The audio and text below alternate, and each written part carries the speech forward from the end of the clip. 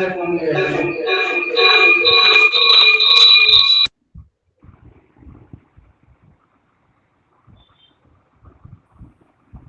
Dr. Rishikesh. Am I audible?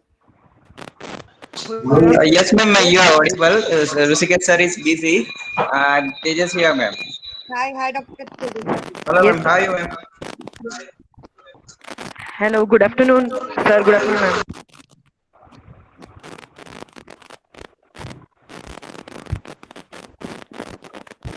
Okay, good afternoon to one and all present here.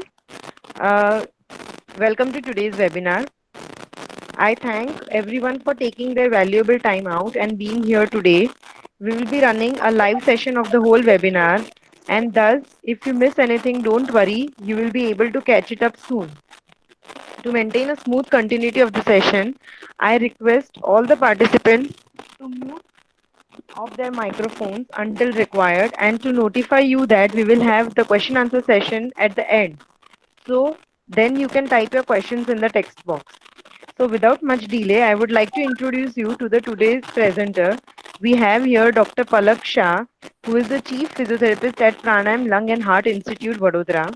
She is also a certified fitness instructor and has an experience in managing women cricketers at the women wing of BCA.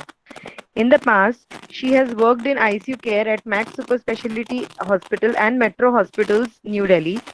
She has done her fellowship in respiratory therapy and cardiac rehabilitation from Apollo Hospitals Education and Research Foundation. She has done her PG course on cardiopulmonary exercise testing from ERS London and pursued her MBA in hospital management from MSU Vadodara. She has been awarded the honorary membership of Fitness Training and is a certified instructor of diet and nutrition, aerobics, yoga, and many other areas. She has also been awarded the best upcoming consultant physiotherapist in National Healthcare Excellence Awards 2019 New Delhi. To her crown, she also holds the title of the Dazzle Mrs. Delhi NCR 2016.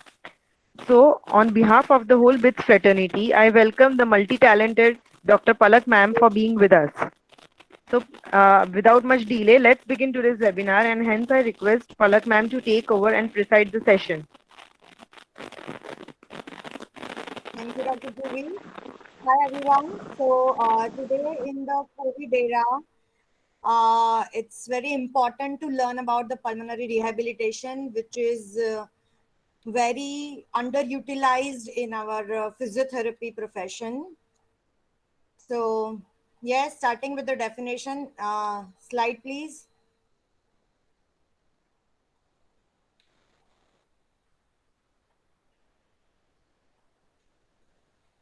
Next slide, please.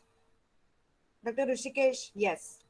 Okay, so talking about the definition, which has been given by European Respiratory Society, pulmonary rehabilitation is a comprehensive intervention based on thorough patient assessment, followed by patient-tailored therapies. Please note it is individualized programs, and rehab is not at all, never a general program.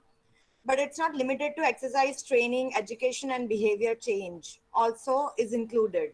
It's designed to improve the physical and psychosocial condition of the people with chronic respiratory disease and to promote the long-term adherence to the health-enhancing behaviors. So here today we are going to focus on exercise training, but rehab itself, exercise training is just a component. A lot of other factors like smoking cessation, education, counseling, and other many other interventions we give in the rehab. But in detail, we will see about the exercise training. Okay, next please.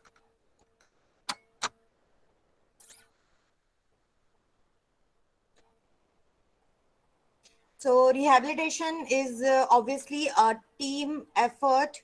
So we being the team of respiratory physician, that is the chest physicians, respiratory therapist, physiotherapists, dietitians, educational counselors, exercise physiologists, and sometimes cardiologists as well. We all work together to plan a rehab program of one particular patient. Next.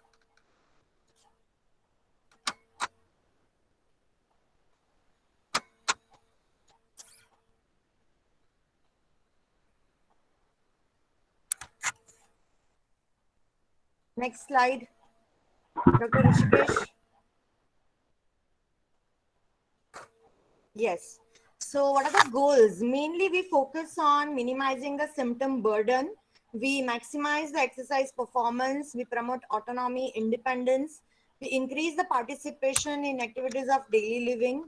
Improve the health related quality of life, which is the ultimate goal of the physiotherapy and rehabilitation.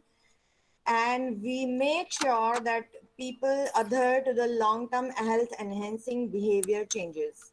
So it's not just when they are participating in rehab that they are focusing on the exercise and diet, but also after the rehabilitation they are adhering to the same. So this is the organization model of the pulmonary rehabilitation, where the referral comes from the chest physician or the cardiologist or the general physician to the rehab department. We screen the patient, seeing the indications and contraindications of the rehabilitation. And then we plan a rehabilitation program in which duration of rehabilitation is told to the patient. We have a setup, proper setup for the pulmonary rehabilitation, and we choose the correct time as on when to start the rehabilitation when the patient is stable, and when to start the rehabilitation when the patient is in acute care, that is in ward or the ICU. And also after the rehabilitation we focus on the aftercare. Generally duration of the rehabilitation, we give minimum of 24 sessions, after which we do the post tests. Like firstly we do 6-minute walk test, the body composition analysis of the patient, PFT, muscle testing. After the 24 sessions we do repeat the tests. Okay, next.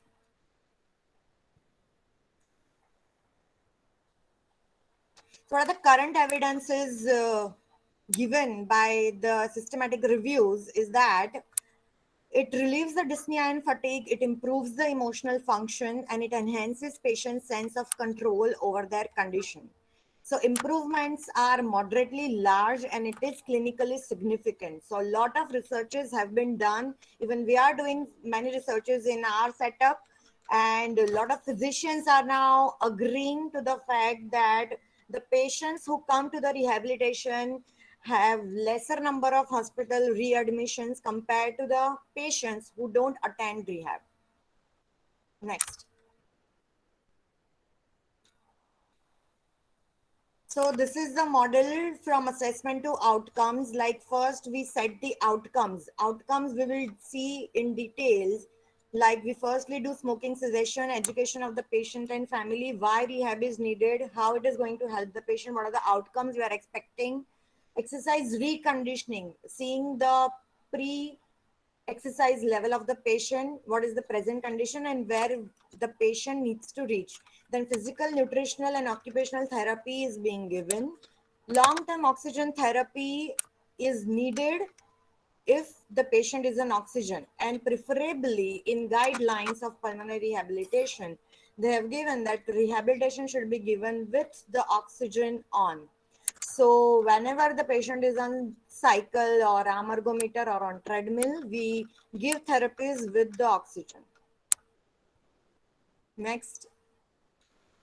So how do we select the patient for pulmonary rehabilitation? So here the list of indications, that is respiratory symptoms. Firstly, the most important to rule out the symptom is the dyspnea. Then limitation of functional status, despite of the optimal medications, impaired health related quality of life, decreased occupational performance, psychosocial problems attendant on the underlying respiratory illness, difficulty with medical regimen, that is medical medicines, difficulty performing activities of daily living, nutritional depletions, increased use of medical resources despite of chronic use of medications, and ABG abnormalities, that is gas exchange abnormalities. Now, what not patient to take is some of the condition that substantially increases the risk during rehabilitation. That is, firstly, unstable angina, condition that substantially interfere with rehabilitative processes. If the MMSE score is not enough, patient is not mentally stable. Uncontrolled diabetes, psychiatric illnesses like dementia, severe exercise induced hypoxemia, which is not correctable with the oxygen supplementation. In such patients, it is not at all advisable to take the patient on a treadmill. The inability to exercise due to orthopedic or other disabilities. So these are the contraindications. We don't give rehabilitation. Other than that, we select patient for the rehabilitation. Okay, next. Now, there are a few of the respiratory conditions which require pulmonary rehabilitation. There are obstructive diseases, restrictive diseases, and miscellaneous diseases like lung cancer, obesity-related lung diseases like sleep apnea, and ventilator dependency. In obstructive, we have COPD, in which COPD has a standard rehabilitation program, then asthma, bronchiectasis, cystic fibrosis, and bronchiolitis obliterans. In restrictive diseases, most importantly ILD, in which IPF, sarcoidosis, occupational and environmental chest diseases.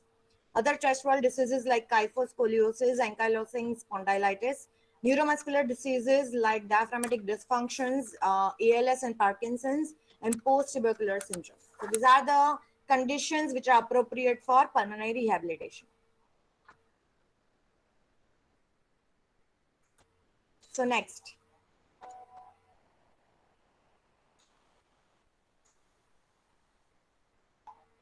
So when should pulmonary rehabilitation be initiated in stable patient? Like I said before, that we have two categories, like to initiate in a stable patient and to initiate in a acute care and ICU.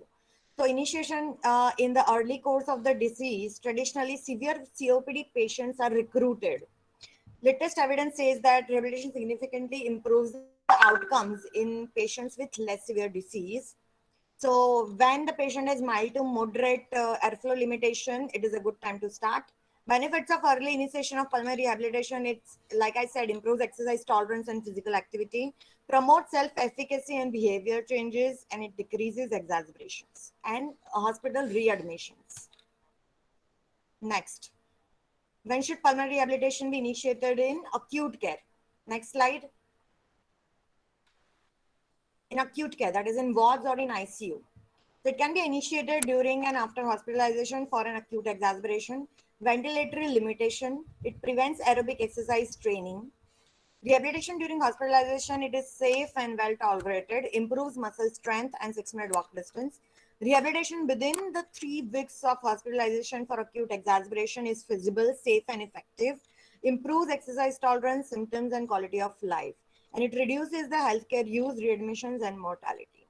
So 3 weeks is a good time after the hospitalization, after the admission of the patient in ICU and ward. Within the 3 week, we start the OPD based rehabilitation. Yes, next. What are the desired components of a pulmonary rehabilitation program? Like I said, that exercise training is just a part, just one component of rehabilitation. We give optimal drug therapy, oxygen therapy, smoking cessation, education, and exercise training. Inspiratory muscle training with the inspiratory muscle trainers, mucus evacuation techniques, psychosocial counseling, self-management strategies, nutritional supplements, hormonal supplements, home adaptation and aids, activities of daily living trainings, energy conservation techniques is very much needed because these are the patients in whom fatigue sets very easily. So any pulmonary rehabilitation patients always have a interval training. We always design an interval training program for such patients. Behavior changes and supervised daily walks outside or inside their home, and aftercare, the most important component of the rehabilitation program, because there are researches that the achieved outcomes of the rehabilitation is easily reversible. If the patient doesn't continue aftercare, all the outcomes that we are achieving is easily reversible. Okay, next. So how we design the duration of the rehabilitation program is there is no optimal duration given by the guidelines. So the longest is the best duration, as long as we always advise our patients that rehabilitation is a lifetime program. You have to continue the rehabilitation till you breathe. Factors which determine the duration is continued progress towards the goals, optimization of benefits, availability of the program resources. So outpatient programs is usually scheduled for 2 to 3 weeks. Inpatient programs 5 days per week, and duration of each session it usually lasts 1 to 4 hours. Now 4 hours is too much. This is by the guidelines. 4 hours is too much for a respiratory patient. We generally take 1 or 1.5 hour of a session for a particular individual. And the total duration of a rehabilitation program and the number of sessions per week, it varies across the countries. So there is no specific consensus on the duration, but yes, the longest, the better. Next.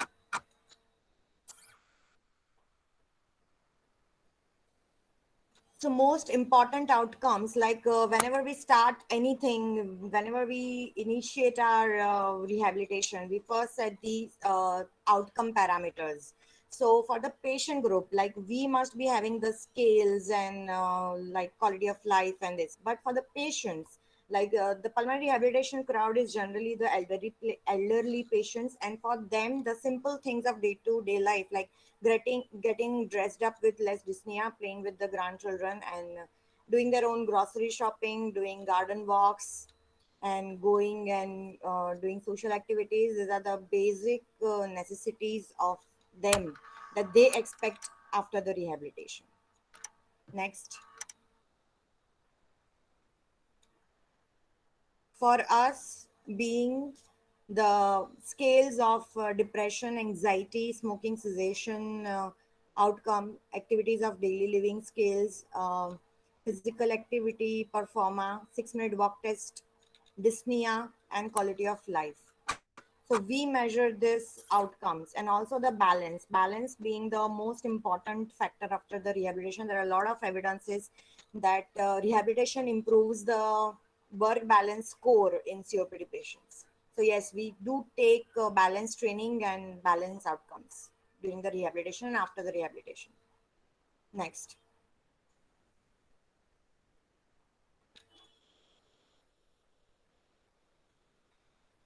So what are the types of exercise? Here today now we are focusing on the exercise training, particularly for pulmonary rehabilitation. So what are the types of exercise that we focus on is endurance training, which includes walking, cycling, stair climbing, interval training like cycling, resistance training like weightlifting of the loads, ground walking training like general walking for the patients, other alternative exercise types. So this exercises we can give in our pulmonary rehab setup, and other exercises that we are not yet familiar with, but in other countries like in USA and Canada, they are implementing the exercises like water-based training, like they are giving swimming also, they are giving aqua aerobics also, Nordic walking training, walking with the diagonal locomotions, Tai Chi training, and non-linear periodized training.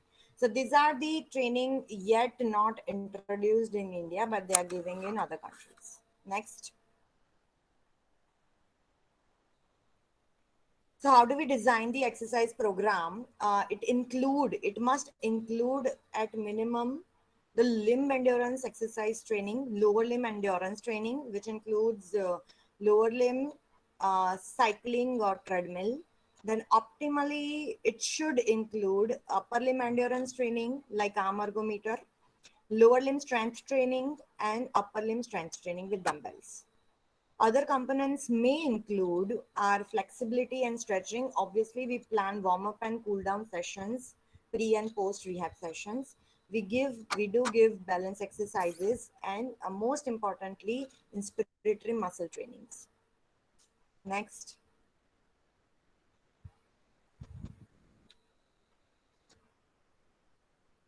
So endurance training, lower limb, it improves the functional exercise tolerance and to improve the rate of perceived exertion. Physiological changes, it improves the ventilatory muscle function, improves the oxidative capacity and efficiency of skeletal muscle performance, which causes the less alveolar ventilation for the given work rate and reduce the dynamic hyperinflation and exertional dyspnea. And ultimately, it improves the post expiration technique. It improves the post expiration time. which is the very much needed outcome of the pulmonary rehabilitation. So dynamic hyperinflation after reduction, which leads to reduced tachypnea, decrease in minute ventilation, decrease in lactic acid production for given work rate. And the definite outcome is improved 6-minute walk test distance and rate of perceived exertion. Next. So these are the pictures showing the endurance training in our own rehab setup, that is rhythmic and dynamic activity using the large muscle mass from upper and lower limbs, walking, cycle ergometer and arm ergometer. So this is the simplest rehabilitation setup. We hardly require cycle, treadmill, arm ergometer, dumbbells, BP instrument, pulse oximeter, definitely yes, the monitor, because all the cardiac rehabilitation patients we also enroll, and even in pulmonary rehabilitation patients also we monitor the rhythm of the heart. So we have our basic setup, basic requirements of the pulmonary rehabilitation. Yes, next.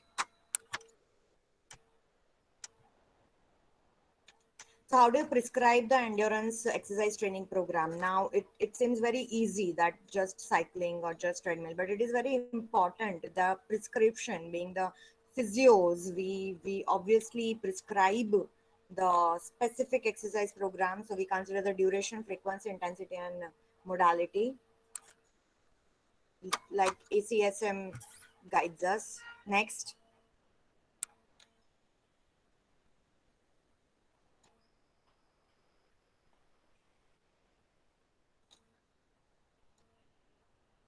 Yes, next. So these are the benefits of treadmill and cycle ergometer. So in treadmill, there is a less fatigue due to less lactate accumulated in lower limb because it's a general body exercise. In treadmill, the whole body is working, whereas in cycle ergometer, the greater specific load is coming to the quadriceps. Treadmill is more familiar and functional because in elderly, they are going for the ground walks, so treadmill seems familiar to them, whereas in cycle ergometer it is easier to monitor. Like saturation is easier to monitor. For the treadmill, we need a monitor setup. We need to attach all the ECG leads and pulse oximeter, and we have to have a mirror setup for the feedback of the patient. Whereas cycling is simple, we just attach the pulse oximeter. And in cycling, less desaturation occurs because only the lower body is working. Treadmill leads to more desaturation. Next. So how to prescribe that exercise training program? Intensity, how we decide the intensity is larger physiological effects occur in high intensity programs. So by symptoms, generally it can be if the cardiopulmonary exercise test CPET, if has been done, then more than 60% of maximal exercise capacity will select. Otherwise, in general basic setup, we go by the Borg scale, and that is we take between the 4 to 6 of the Borg scale. Yes, next. So patient should be feeling, that means patient should be feeling the rate of perceived exertion between the 4 to 6 of the Borg scale. Now, endurance training high intensity, like I said, that if CPET has been done, then peak VO2 can be determined. Then maximal workload, that's W max, can be determined and intensity can be calculated. 6-minute walk test speed, we can even decide the intensity from the distance of the 6-minute walk test, and we divide it by 100, and then 80% of it we decide as the initial speed, then 90% is the next week, and 100% for the third week. And then we again repeat the 6-minute walk test, and then we again repeat, and we again calculate the speed for the treadmill and maximal heart rate, as we can calculate heart rate reserve. So out of all these options, we generally follow the 6-minute walk test distance speed and also the rate of perceived exertion. So these are the two which is being used maximally in our basic setup. Yes, next. This is the dyspnea scale. So in Bohr scale, we always have the Bohr scale in front of the treadmill, in front of the cycle, in front of whenever the patient is doing the dumbbell training, and the patient should be feeling the dyspnea between 4 to 6. That is somewhat severe to severe, and not very severe. So between 4 to 6 is the optimal Borg symptom that the patient should feel while exercising. Next. So here, if you can see that left is the image of CPET, that is cardiopulmonary exercise testing being done in this. This is the image from the Metro Hospitals, Noida. There we are measuring the VO2 max of the patient. And here you can see our 6-minute walk test being taken. So we can decide the intensity from either of it. Yes, next. Yes, we have already discussed about the intensity from the Borg scale. Next. So its use is recommended as adjunct to the progression. So progression is very much needed in rehabilitation, and we can always use the Borg scale to progress. Okay, so frequency at least 3 times per week. We advise minimum 3 sessions to maximum 5 sessions per week. At least 2 sessions supervised in the setup, and then they can do 1 or 3 sessions at home. So 6 weeks, 2 sessions per week outpatient high intensity program is recommended to increase exercise capacity in only in those patients who could exercise at high intensity. Yes, next.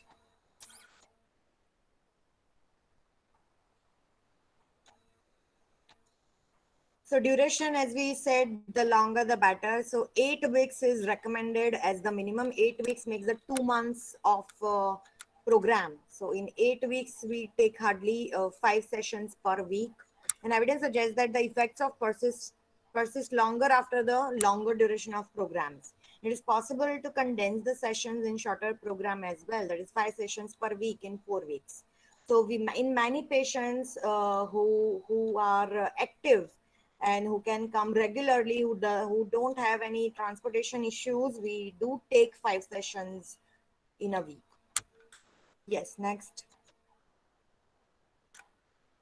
So as we said, lower limb endurance sessions, how do we plan a 1 hour or 1.5 hour training session is 20 minutes for walking or cycling.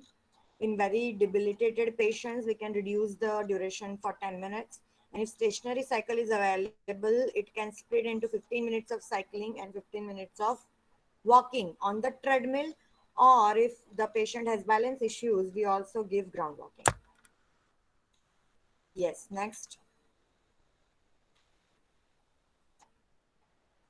So as I said, interval training is very much needed in the rehabilitation program. So continuous 20 to 60 minute of session, which is not very much feasible for the respiratory patients.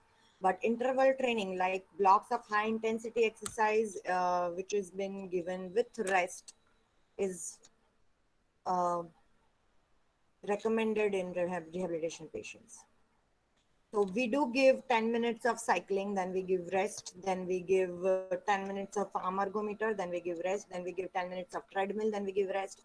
So upper limb exercises and lower limb exercises are given with the intervals of rest in between. Yes, next.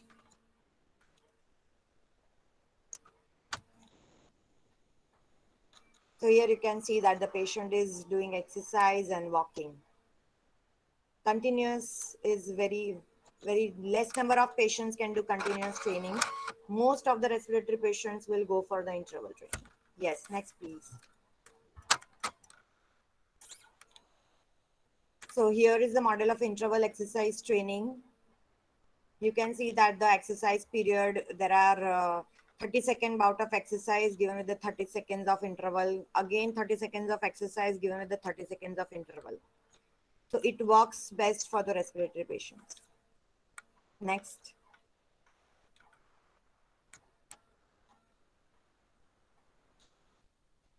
So what are the practical considerations for the implementation of the interval training? That total amount of training work is targeted to be significantly greater than that of continuous exercise, that is 60 to 90 minutes.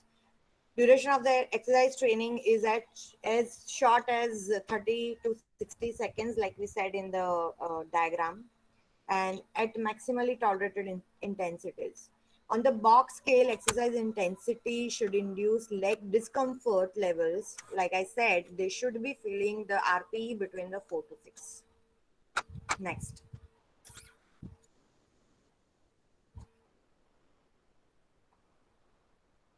So this is the ground walking exercise training, which includes the 6-minute walk test distance. We start the patient with the 6 minutes and then we gradually progress it either on the treadmill or on the ground.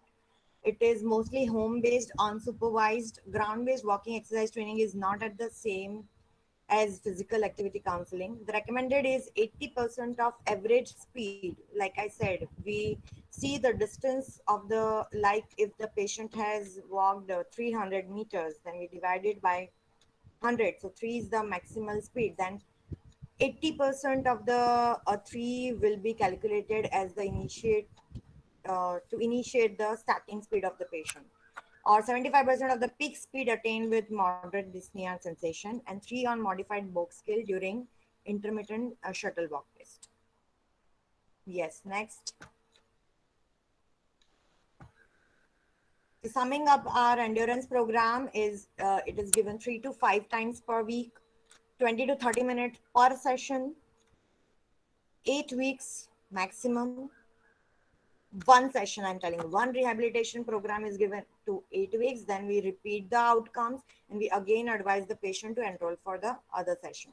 And high intensity is recommended, more than 60% of VO2 max, or Borg scale between 4 to 6. Next.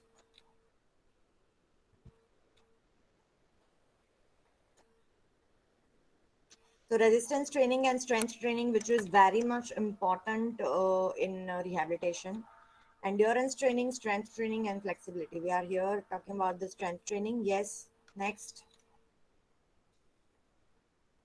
Generally, if you see that the COPD patients has a muscle wasting of lower limb and upper limb as well. Next, here they have shown the quadriceps force. Here they have shown, yes, next. Here you're seeing the difference between the normal and COPD patients, that inspiratory PI max is decreased in COPD patients in compared to the healthy individuals. So in strength training, not only larger muscle groups, but inspiratory muscle training is initiated from the acute care. That is, they are from the day they are admitted in the ICU, the day they are weaned off from the ventilators, or the when the NIV is initiated. NIV is when the CPAP or BiPAP is initiated. From there, we start the inspiratory muscle training. Yes, next. So causes of muscle weakness. Talking about hyperinflation, hypoxemia, hypercapnia, detraining, inactivity, malnutrition, drugs like steroid, antibiotics, inflammations with cytokines, cardiac failure, or electrolyte disturbances. So these are all the muscle weakness causes of muscle weakness in respiratory patients. Next.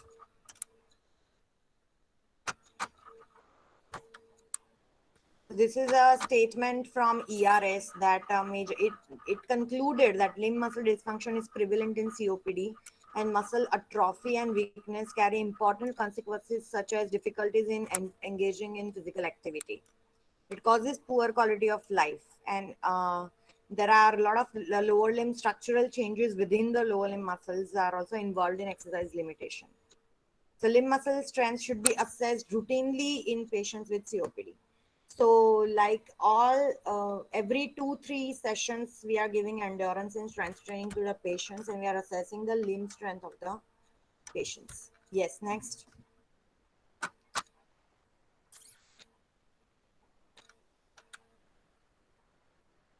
So what are the international recommendations that ATS and ERS statement on pulmonary rehabilitation? They say that exercise training, widely regarded as the cornerstone of pulmonary rehabilitation, is the best available means of improving muscle function in COPD and probably other chronic respiratory diseases as well.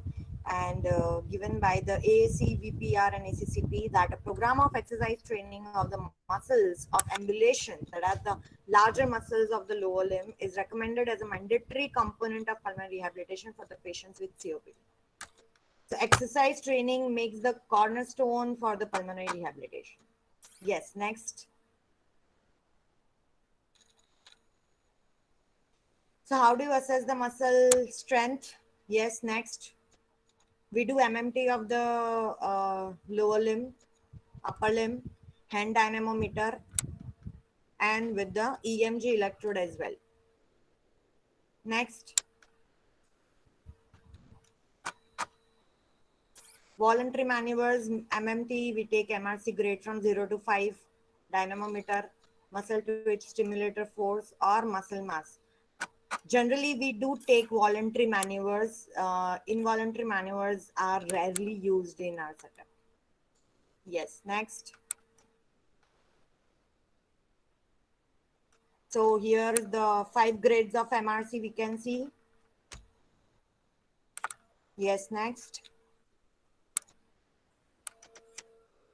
One repetition maximum. Yes, this is very important because to determine the uh, perfect load to be given to the patient, we do calculate the one repetition maximum and then we progress gradually. Yes, next. So adaptations is the metabolic, physiologic, and motor control systems depend on the type of overload applied. So what you train for is what you get. So it's simple that you need to target the specific muscles and strength training will be given to the specific muscles. Yes, next. So yes, concluding the resistance training that it consists of lifting heavier weights with longer rest periods. We give dumbbell trainings, therabins. So it should be performed in a rhythmical manner at a moderate or slow controlled speed through a full range of motion, avoiding breath holding and straining by exhaling during the contraction or exertion phase of the lift and inhaling during the relaxation phase. Alternating between upper and lower body work to allow for adequate rest between exercises. Yes, next.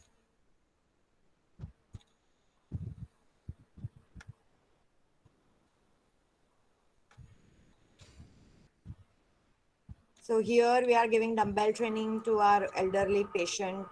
This patient had COPD and he was recruited from the IPD to the OPD sessions. So it is generally short lasting, acceptable metabolic load is given, perception of dyspnea is given between 4 to 6. No oxygen saturation is there, is being monitored in between the exercises, and moderate intensity of 50 to 85% of the single repetition maximum is chosen. Yes, next. So they are to measure maximal static respiratory pressures. It is a difficult maneuver to perform to measure PI max and P max. No control of maximal effort. Air leaks can happen around the mouthpiece. Values excluding significant muscle weakness. So what are the basic values needed? In women, it should be more than 70 centimeter H2O, and in man, more than 80 centimeter H2O. So we do take this muscle pressures pre and post rehab sessions. Next.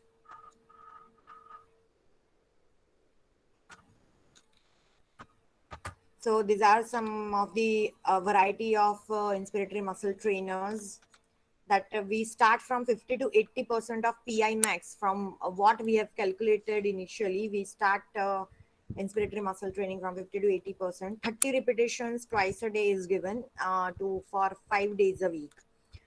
Power breath is one of the instrument.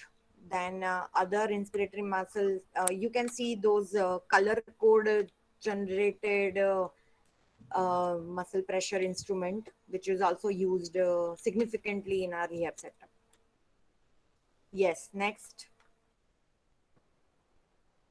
What are the future perspectives of pulmonary rehabilitation? So these we have talked about general endurance training, strength training, treadmill, cycle, arm ergometer, dumbbells, therabins, flexibar, warm up, cool down. But what are the future perspectives? How India can progress in pulmonary rehabilitation? That is very important, and we're going to see it. Yes, next. Nordic walking. So a new modality for COPD, which is a use of specific sticks while walking. Upper limb and trunk muscle groups are activated, and higher exercise intensity is given during Nordic walking. Yes, next. So it burns up to 46% of more calories than regular walking. It increases aerobic effect by up to 25% compared to regular walking. Decreases load and strain on the lower body and tones upper arms, shoulders, and back muscles. As you can see that how the Nordic walking includes more percentage of muscles while walking compared to walking and stationary bicycle. Yes, next.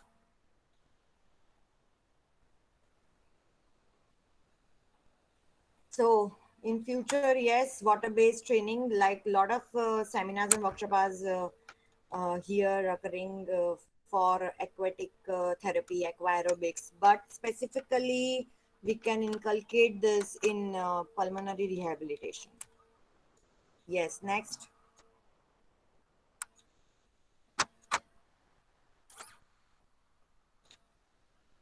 So hydrotherapy, like aquatherapy, has controversial results in exercise capacity and quality of life till now. But combination of both the ground training and the aqua therapy is maybe they are preferring, and it's suggested that the water temperature should be between 29 to 38 degrees, which we keep in hydrotherapy, but it is still controversial for the pulmonary patients. Yes, next.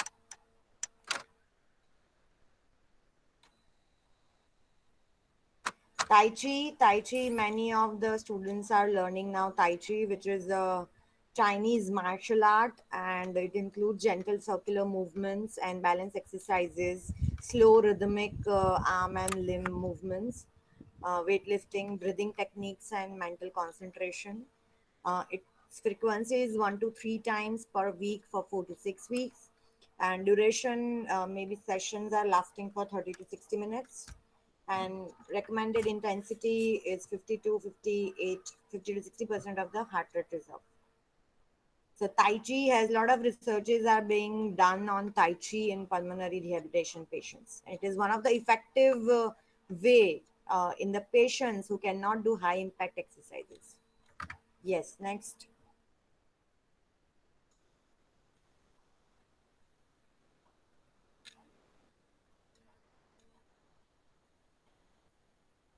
So our highlight of the talk is about the pulmonary rehabilitation guidelines for the COVID-19 patients. Now that we don't, a lot of OPDs are shut, even our setup was shut in Corona times. So what the research is saying from the Chinese people is that the rehabilitation specialists in China have developed the practical and feasible respiratory rehabilitation guidelines for the patients.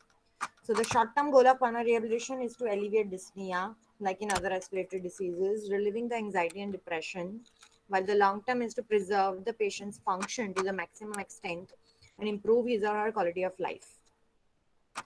But it is necessary to perform the comprehensive assessment just like we do in general respiratory patients.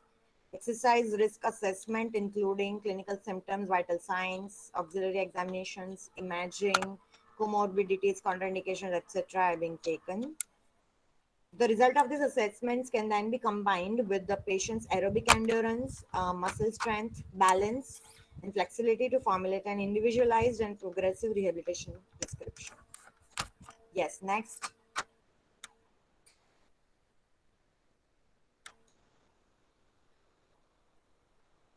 So the prescription content mostly includes aerobic exercises, which has walking, fast walking, jogging, swimming, just like general COPD patients. It starts from the low intensity exercise and gradually improving the intensity and duration 3 to 5 times per week for 20 to 30 minutes each time. Strength training is progressive resistance training. We start from 1 RM. Balance training, just like COPD and asthma and restrictive patients. The patients with balance dysfunction should be involved in balance training, including unarmed balance training and balance training instruments. Then other is the respiratory training. We do train patients in expectoration after discharge, respiratory mode training like body position management, adjustment of respiratory rhythm, traction of respiratory muscle group, and breathing exercises.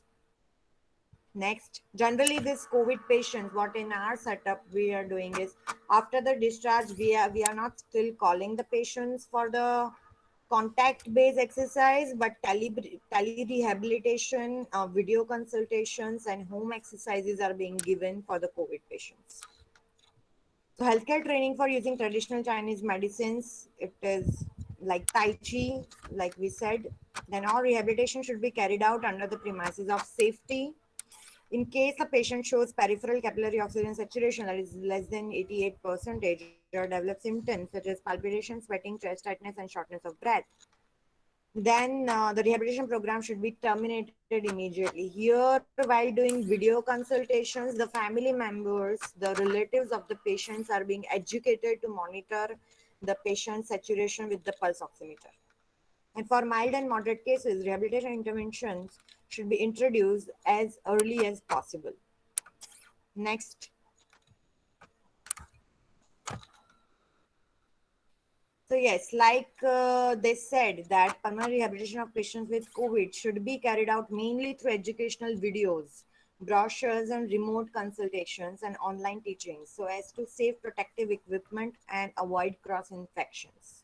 Lot of patients after discharge, the COVID patients will be scared to step into the hospital territory or even the other physio clinic because they now want to be just safe in a homely environment.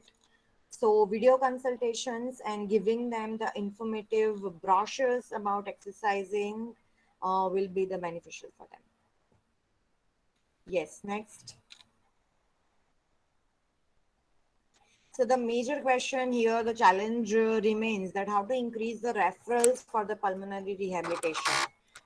The factors which facilitate the referral to pulmonary rehabilitation include increasing awareness of the benefits of the pulmonary rehabilitation among physicians. First, the referral system, the general physicians, pulmonologists, cardiologists, even the oncophysicians, oncosurgeons are being counseled and being given information about the setup. Then integrating pulmonary rehabilitation into standard COPD care, you need to make a policy about COPD admission to discharge that the rehabilitation is included, and improving public awareness of pulmonary rehabilitation through print and electronic media or through advertisements in waiting areas so that the patients, even the patients at home with the dyspnea and breathlessness, can directly come to you without the reference of the physician. They can directly come to you for the rehabilitation. Yes, next. So here is the brief 3-day pulmonary rehabilitation program. So the patients check in, then warm up and breathing exercise is given for 10 minutes. Then weight training and stretching is given for 20 minutes. Aerobic training, which includes treadmill and cycle, is given for 20 minutes. Then cool down is given for 10 minutes, and education and counseling makes the major part of the rehabilitation, in which we do take anxiety depression scales, and in married patients we do take marital satisfaction scales, which is Kansas marital satisfaction scale, and other balance scales. So the counseling and education about the diet, the behavioral changes, lifestyle modifications take the major part of the rehabilitation program. Yes. Next.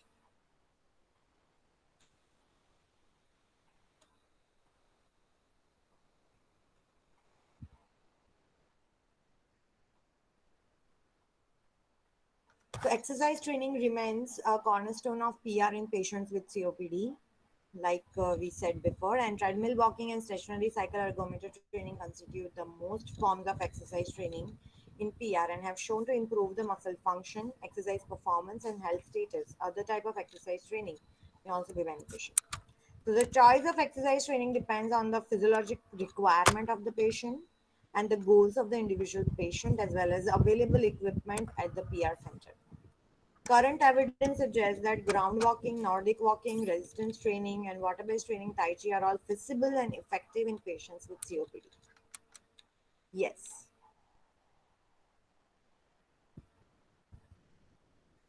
Next.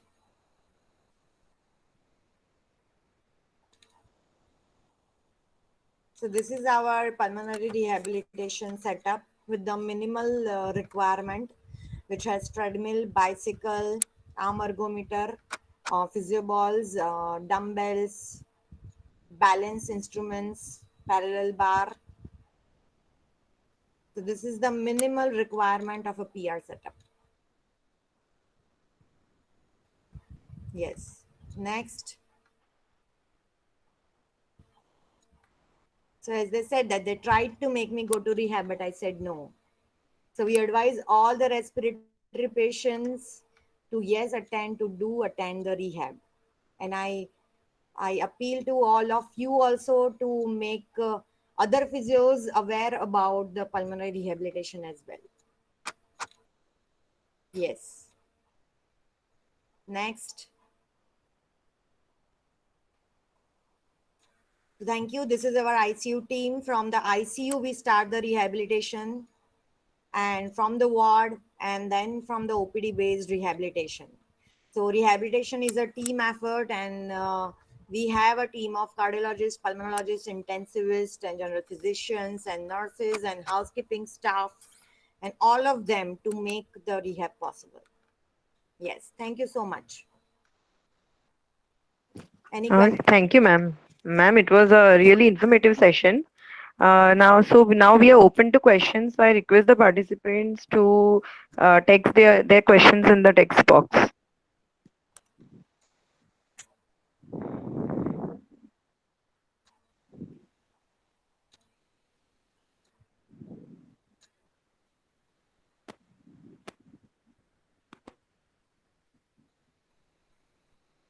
Yes. Any questions?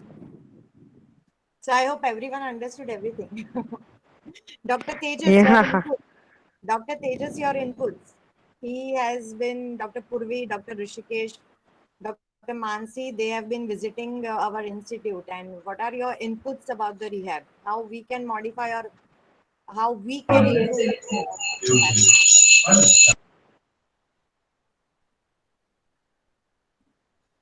I think Tejas sir has got some network issues. Okay, I think any questions are coming. How we can Yeah.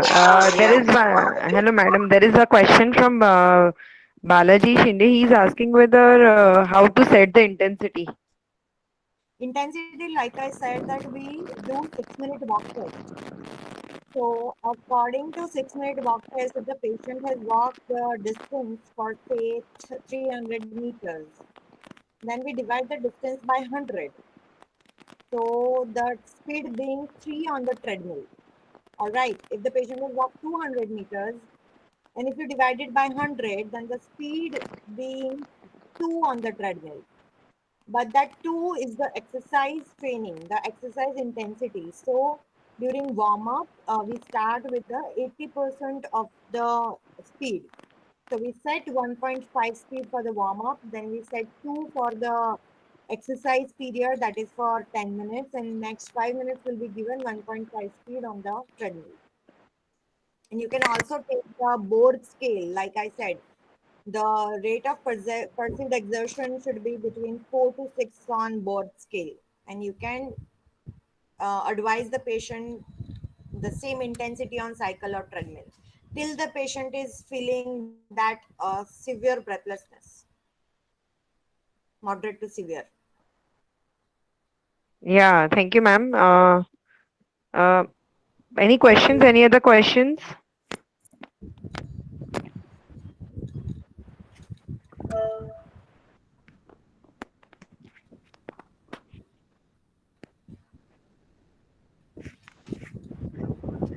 Ma'am, there is one question from yes. Bhumika Khandwani. She's asking, what is the role of pulmonary rehabilitation in the patient with COVID-19 positive?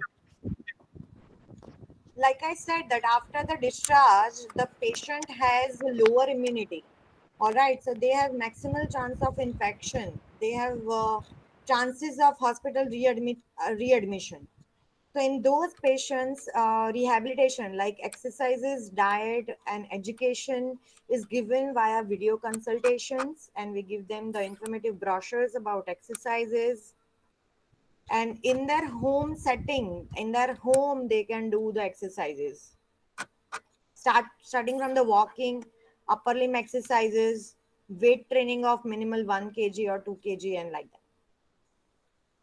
Yeah, ma'am. Thank you, ma'am. Ma'am, I think Jigna Chaudhary has also asked the same question. So I think the question was explanatory. Yes. Next question we have from Shweta Modi. Yes. She's asking whether can cross trainer be included as a mode of exercise training? Is it beneficial? Yes, it is beneficial, but it will be beneficial in patients who already are trained on treadmill and cycle, because cross trainer is a progression of lower limb exercise. In that, actually, in cross trainer, the upper limb and lower limb both will be activated, the muscles, and it is difficult for the patients to initiate from the start of the rehabilitation. So yes, if the patient has attended few sessions, or maybe eight, if they have completed 8 weeks, then they can progress to cross trainer. And generally, maybe young patients would be able to do cross trainer, but it will be difficult for the elderly patients to get trained on cross trainer. Yeah, ma'am. Thank you, ma'am. Next question we have from Mahesh Kumar. He's asking whether how do you handle uncooperative patients? Is there any special special strategy in your setup? See, uncooperative patient. Hello. Yeah, ma'am. So generally,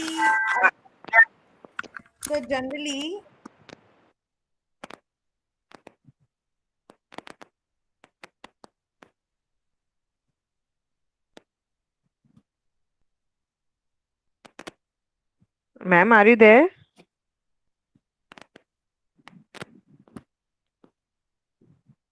Palak, ma'am.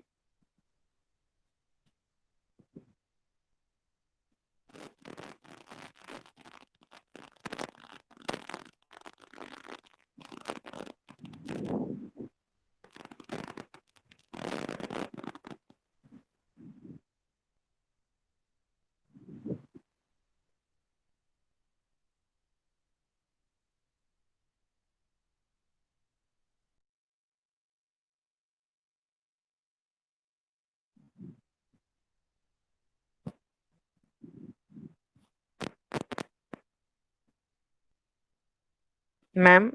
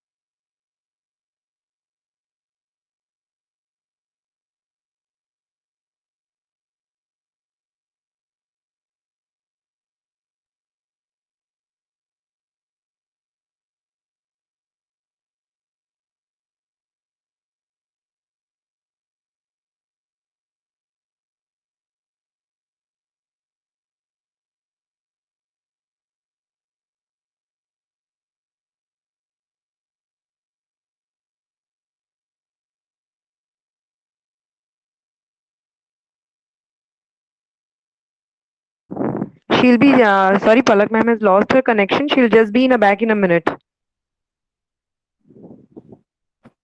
Actually, I've lost the messages. Can you just message the last question? I think it was from Jigna Chaudhary. Yes, Purvi. Sorry for the network error. Yes, so we said that the primitive criteria for the admission to the rehab would be a cooperative patient. But in case if the patient is not ready, the patient is not cooperative, then the family counseling matters a lot in such cases. So we do counsel the relative of the patient, and then with the relative, the patient. Okay. Uh, yeah, thank you, ma'am. Next question we have from Palak Barot. She is asking the protocol for inspiratory muscle training. Like we said that firstly we measure the PI max and P max with the static maximal pressure instrument, and after that whatever the intensity has come, like we said that in man it is needed more than 80 centimeter SO, and in girls more than 70. So whatever the reading has come, if generally in respiratory patients the reading will be lesser, so whatever the number you are getting, like for say if the measurement is 60 centimeter SO, then 80% or 30% of the PI max will be taken as the training intensity. And after that, 30% to 40% to 50% will be progressively be taken for training the muscle. Yeah, right. Thank you, ma'am. Ma'am, Shivaram Krishnan is asking whether other than the chest physiotherapy and out of bed mobilization, how can we introduce pulmonary rehabilitation in the ICU setup? Or should we wait after ICU discharge? And if we want to use arm ergometer in the ICU, please suggest how to go about with it. Yes, we have tried arm ergometer, and the arm ergometer which has the pedal cycling also we have tried in ICU. So if the when we start mobilization, out of bed mobilization for the patient, you can start with the bedside marching of the patient, right? And on the bed you can try the cycle, which is the arm ergometer, which also comes with the pedal with for the lower limb. So we have tried with that pedal cycling in ICU for the debilitated patient. And then you can go for the marching, and then you can go for the walking, unsupported and unsupported, and then you can recruit the patient for the rehabilitation. Yes, you can use the arm ergometer in ICU. Okay, thank you, ma'am. Any other doubts? I think we are done with the doubts. Okay, ma'am. Ma'am, that was a really nice session and was very informative. And I Thank you, thank you. Dr. Purvi and the team of Babaria for giving this opportunity. Thank you so much. Yeah, ma'am. I thank you for sharing with us your explicit and insightful knowledge in the field of pulmonary rehabilitation. On behalf of BITS Institute of Physiotherapy, I thank our founder, president, and chairman, Honorable Shri Jagdish Bhai Patel sir, and our CMD, Honorable Shri Dhruv Bhai Patel sir, and Joint Managing Trustee, Srimati Kamalbeen Patel ma'am, for supporting us to organize the session. I extend my gratitude to our campus director, Shri S.K. Patel sir. I also thank Dr. Mehul Jadhav sir, Principal BITS Institute of Physiotherapy, for giving us free hand to arrange this session. I also thank Dr. Sarfraz Nawaz Shah, Sir, Vice Principal, Sir, BITS Institute of Physiotherapy for helping organize and preside the whole session. My special thanks to Dr. Avni Madam, HOD Computer Department for her technical support throughout the webinar. I also thank Gade Dada for who is our graphic designer for his great creative work. I also thank Dr. Rishikesh sir and Tejas sir for taking into account the technical issues at the last moment. And my sincere thanks to all the faculty members of BITS Institute of Physiotherapy for lending their support throughout the session. Last but not the least, I also thank and appreciate the enthusiastic participation in today's webinar. So once again, thanks to all of you. And Thank thank you, you. ma'am. Thank you. Okay, bye, ma'am. Yeah, And thank bye, all you. the participants. Bye bye.